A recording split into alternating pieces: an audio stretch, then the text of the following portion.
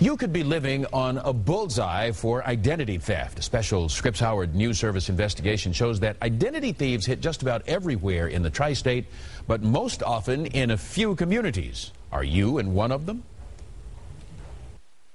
The Scripps Howard News Service got a federal database of more than 1.4 million identity theft complaints to the Federal Trade Commission. They broke them down by type and zip code. The results for the Cincinnati area show the most complaints, 1,015, were about new utilities, including new telephones. 723 complaints about new credit cards, 554 about existing cards, 534 complaints about identity theft intended to cash someone else's federal income tax refunds.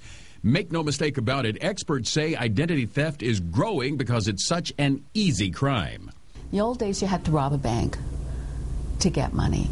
Nowadays, crooks can sit halfway around the world behind a computer, not have any physical risk associated with robbing a bank or holding somebody up, but get access to their money. Well, identity theft is a crime. A federal crime. A federal crime that reaches into tri-state homes.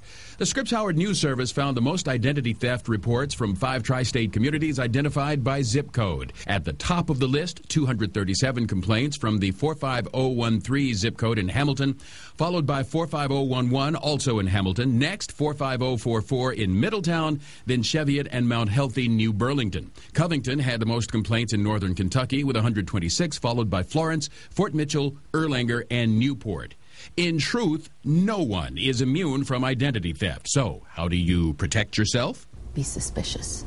I mean, it's a general rule, but it's a very important rule. Wallace advises suspicion about any request for personal information. She also advises protecting the vast store of information in your computer with firewalls and antivirus programs. Stephen Toperoff suggests a basic common sense approach. And that could be as simple as going through your wallet and making sure that you're not carrying information on a daily basis that you really don't need to. Duke Energy says it had only 4,000 customers raise concerns about identity theft issues last year, of which only a few hundred were real.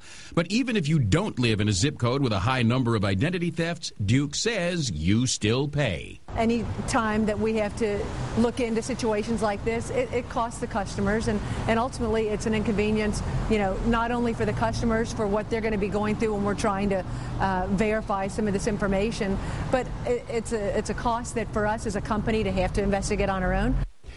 If someone uses your identity to open a new utilities account, Toperoff suggests 4 things. First, place a fraud alert or a credit freeze on the account with one of the credit reporting agencies. Second, the utility company, contact the utility company, flag the account, try to close it.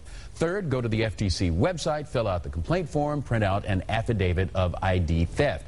And finally, file a police report. A lot of work to be sure, but there is a lot at stake after all. Yeah, that's for sure. It's amazing that it clumps up like that. Yeah, a friend of mine had that happen to him, and boy, he's been chasing that down for years. It's happened to me too. Yeah, a lot of folks really go down the tubes that way. Okay. Well, let's talk a little